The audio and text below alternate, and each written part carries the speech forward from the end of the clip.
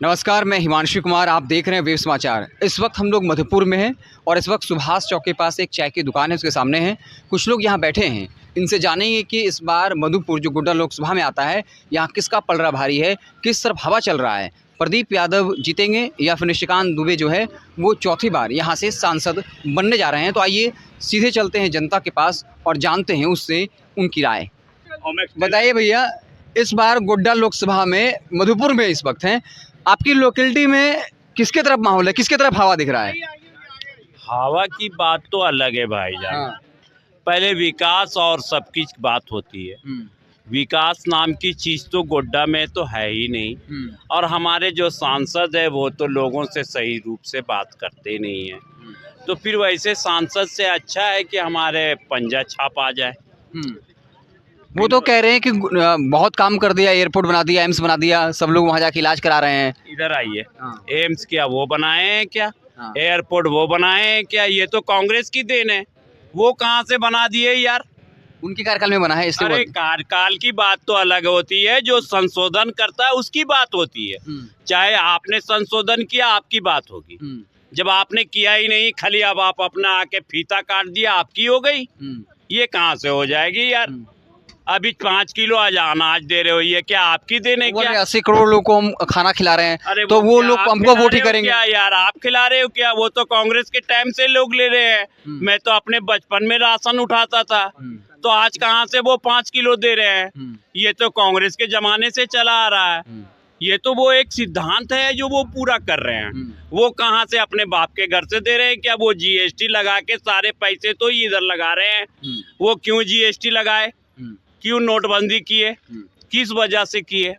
GST होती क्या चीज है? काला धन को खत्म करने के लिए, आतंकवादी घटनाओं को रोकने के लिए कहा हम नोटबंदी कर दिया। ब्लैक मनी था, इसलिए वो कहते हैं हम नोटबंदी कर दी। अच्छा, ब्लैक मनी था उसलिए नोटबंदी कर दिया। ये जो स्टॉक एक्सचेंज जो होती है, ये जो सारे पैसे आपने चंदे के रूप में लिया, जो दवा जो सारी इंसान के रूप मतलब शरीर में सटीक नहीं बैठती है, आपने उस कंपनी से हजारों करोड़ लिया। और आपने किस लिए लिया भाई? 2 नंबर दवा बेचने के लिए, लोगों की जिंदगी से खिलवाड़ करने के लिए। आपके जैसे प्रधानमंत्री या सरकार से अच्छा है भैया कोई देहाती। आप कह रहे हैं कि हजारों करोड़ फंड लिया है, लेकिन वो कह रहे हैं कि देखिए आलमगीर आलम कांग्रेस नेता हैं, 34 करोड़ पकड़ाया है। हेमंत सोरेन जेल में है। एक मिनट, ये हेमंत सोरेन यार आलमगीर आलम कहाँ से आ गई यार? ये तो स्टेट की बात है। आप हमसे केंद्र की बात कर रहे हैं, स्टेट में घुस रहे हैं। परसेप्शन तो लोग बना रहे हैं ना सर, परसेप्शन बना रहे हैं। उससे कोई लेना देना नहीं है। घर यहाँ क्षेत्रीय मसला है। एक मिनट, घर की बात घर में होती है, रूम की बात रूम में होती है। ये स्टेट की बात है। हर स्टेट में अलग अलग भ्रष्टाचार है। कौन सा स्टेट है हिंदुस्तान में जिसमें भ्रष्टाचार नहीं है? कौन सा नेता ऐसा है जिसको जो भ्रष्टाचार में लिपित नहीं है? जितने भ्रष्टाचारी हैं साले वॉशिंग मशीन बीजेपी में सब क्लीन हो जाते हैं और अपने आप को एकदम स्वच्छ नेता बनते हैं। What is this? क्या है ये? What is this? आप कह रहे हैं बीजेपी बस वॉशिंग मशीन है, बीजेपी वॉशिंग मशीन है। जी, वो वॉशिंग मशीन है। हमारे चाहे जितने भी नेता लोग गए, चाहे किसी भी पार्टी को, मैं तो एक आम नागरिक हूँ, मुझे कोई मतलब नहीं है राजनीति से। राजनीति के जितने भी नेता बीजेपी में गए हैं, वॉशिंग मशीन में क्लीन एंड क्विट होके उप मुख्यमंत्री बन जा रहे हैं और कुछ भी बन जा रहे हैं। What is this? क्या है ये? आप कह रहे हैं 2 दिन पहले कि ये साले 70,000 करोड़ के घटोला है, आप आरोपी यार। आप उसको दूसरे दिन उप मुख्यमंत्री वो कह रहे हैं कि कार्रवाई तो कर रहे हैं, कार्रवाई चल रही है। कार्रवाई कर रहे हैं। जब उप मुख्यमंत्री है और वो चुनाव भी लड़ रहे हैं, तो आप कार्रवाई क्या कर रहे हैं? यानी आप जनता को मूर्ख बना रहे हैं। जनता को मूर्ख कब तक बनाइएगा आप? क्या आपकी क्या भगवान है क्या? आप भगवान का अवतार है क्या आप, जो आप पूरे लेके उतर गए? पीछे नाली। जी जनाब, कोई बात नहीं, बोलिए। हाँ, वो ये कह रहे हैं कि देखिए अगर ये लोग सत्ता में रहे, जल जंगल जमीन सब लुट जाएगा। अगर बचाना चाहते तो भाजपा को वोट करिए। ये लोग करप्शन को जो है, जितने करप्शन वाले करने वाले लोग हैं, भ्रष्टाचारी परिवारवाद लोग हैं, सब जो है एक मंच पर आ गए हैं। इसलिए अगर आप देश को मजबूत करना चाहते हैं तो भाजपा के साथ आइए। जी, सारे भाजपा में चले गए। जितने भी करप्शन वाले लोग हैं सब भाजपा के वॉशिंग मशीन में क्लीन हो गए। चाहे वो आपके अजीत पवार हों, चाहे जो भी हो, नेता को याद नहीं है, मगर जितने भी बीजेपी के में शामिल होते हैं सब वॉशिंग मशीन में फिनिश हो जाते हैं, क्लियर हो जाते हैं, उस पर कोई घोटाला की आरोप नहीं लगती है। मगर 2 दिन पहले प्रधानमंत्री बोलते हैं कि ये हजारों करोड़ की घोटालेबाज है, और 2 दिन बाद उसे उप मुख्यमंत्री बना देते हैं। ऐसे मुखिया से अच्छा है भैया हमारा बहरा और अनपढ़ मुखिया रहे। ऐसे मुखिया से क्या मतलब है मेरे भाईजान, जो भ्रष्टाचारियों को अपने मशीन में लेके क्लीन कर देते हैं। ऐसे भ्रष्टाचारी नेता से क्या लेना देना है भैया। और पूछिए। हाँ, वो लोग तो कहते हैं कि देखिए अगर देश को मजबूत करना है तो मोदी को चुनना होगा, क्योंकि हम पाकिस्तान को जवाब देते हैं, चाइना को जवाब देते हैं। ये लोग के टाइम में सेना जो डर के रहता था।